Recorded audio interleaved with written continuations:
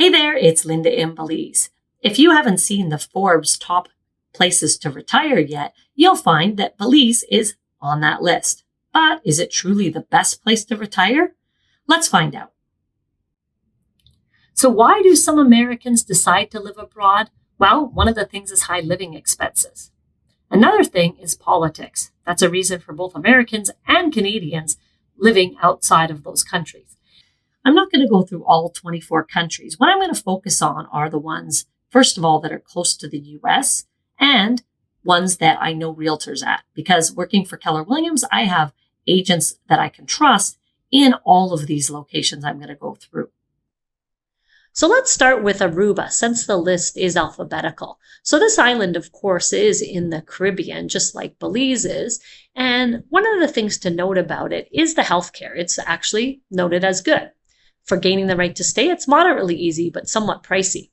Now, living costs are the thing I really want to highlight, though, because they're somewhat higher than the US average. And if we go into more detail here, we can see that even though it's moderately easy, it takes time and money, usually with the purchase of a residence, and you also need proof of retirement income of more than $56,000. How close is it to the US? Well, Miami is a quick 3-hour flight away. Belize, of course, is a place I want to focus on since it is where I work as a buyer's agent. And they do tell you the locations that are popular here. So I'm going to go through each of these. So Ambergris Caye is, of course, the most popular tourist spot in Belize and the most busiest. Now, I am working here right now, so it is a place I like to come. We drive golf carts. It's very, very busy, lots of nightclubs. But of course, the Barrier Reef is the biggest attraction. Corozal is another location that expats go, mostly because of its proximity to Mexico, as well as the lower costs of property. Is it for me? Well, no, it's really slow, and it's just a little bit different. There's not near as many activities as you'll find in these other locations. The next one they're showing is Caye Caulker.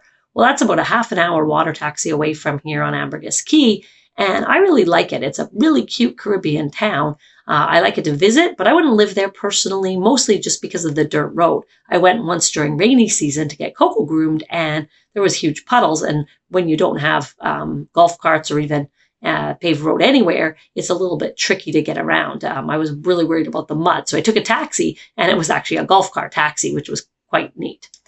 Placencia, of course, is the place that I call home.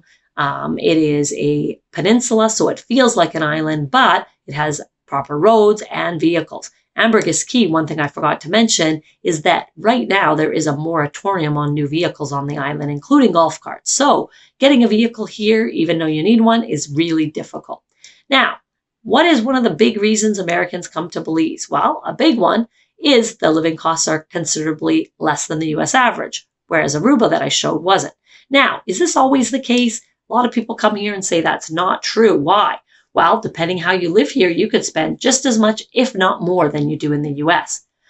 So I give a lot of tips on my channel for affordable places to eat, lots of different rental prices, which I show on my channel as well. But overall, a lot of people say it's less than the US average. Now, healthcare. It does say basic here. That's often the case, but it is always getting better. Right now, we have a new hospital, the Ambergris Hope Hospital in Ambergris Caye here. We have a new clinic that just got fully renovated in Placencia. That's really nice. So things are getting better here all the time. But if you had a major thing, a lot of people do go back to the US, or in my case, Canada. Now let's go into the right to stay. It's very easy. The really big thing here is that this is the only Central American country with English as the official language. Now, of course, in terms of activities, it's warm, it's very outdoorsy, and of course there's fishing and barrier reef diving. Now, crime is something you'll read about a lot on US sites, but really it's not a problem anywhere except certain locations in Belize City. And even with Belize City, there's places I stay where I feel completely safe.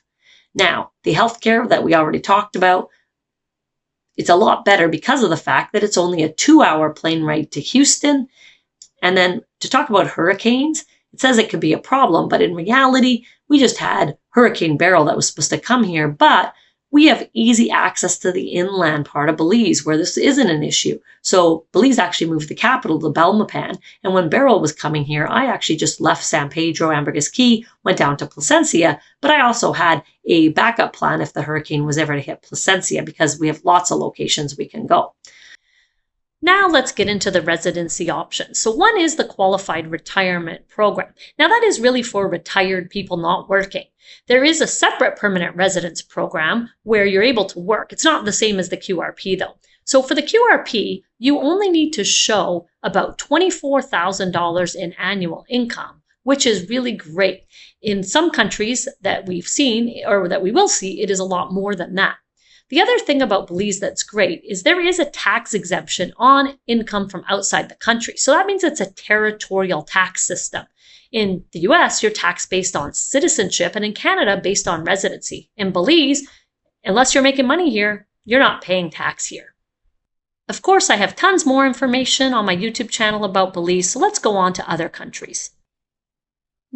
Another country that made the list that a lot of people think about retiring is Costa Rica, and I've been here quite a few times. I do like it there. It's a little bit farther away, but there are a few things that are advantages here. So one is the good health care. So that's one of the advantages. Gaining the right to stay is also very easy here.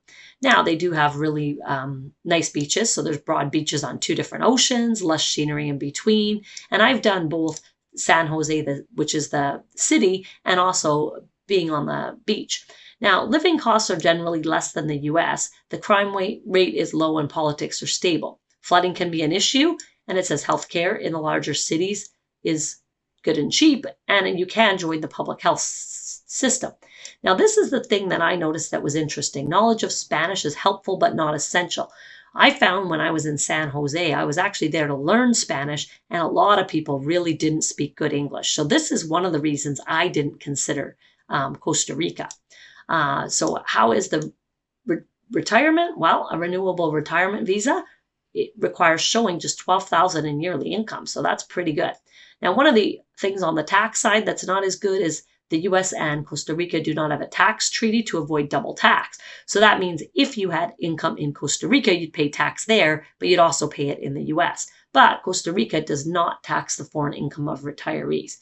How far is it away? Well, Miami and Houston are just 3 hours away by nonstop plane. So again, the places I'm showing here are all ones that are fairly close to the US and all of ones that I've been to. Now, one of the places I really was interested in, because I go there quite a bit, is Mexico. And part of the reason for that is for Canadians, other places like Aruba, not quite as easy to get to. So Mexico is obviously warm climate, and it's close to the US. Now, the living costs are a big thing here. It's way lower than the US average. So healthcare, it's adequate and affordable, plus there's a Medicare option, and getting the right to stay is relatively easy. Now, when you're talking about medical, basically you can just go back to the US and use Medicare, right? But Mexican healthcare is also adequate and inexpensive, especially medications. Cost of living, of course, is really good. It's half of the US average. Now, politics are stable, but here's the big issue that a lot of people are concerned about is the serious crime rate is higher in Mexico. They do mention foreigners rarely are victims, and I have been in Mexico, different places, Puerto Vallarta, Cancun, many, many times, and haven't had a problem. But the people driving through Mexico to get to Belize, I've heard a lot of stories that you can do that, but you have to be in the right location and never drive at night. So a lot of issues in particular with this. The other thing I want to talk about, well, first I should go through, it says property theft obviously can be a problem too. Now, the thing that I really like to comment on here is the way that you own property. It doesn't talk about it here, but if you want to buy property in Mexico, you can't buy it directly as a foreigner if you want to be close to the water. So you have to buy it in partnership with a bank trust typically. Now, this is an issue for me because I like to own property directly, freehold property title, which we have in Belize. So that was primarily the big reason for me to not look more into Mexico.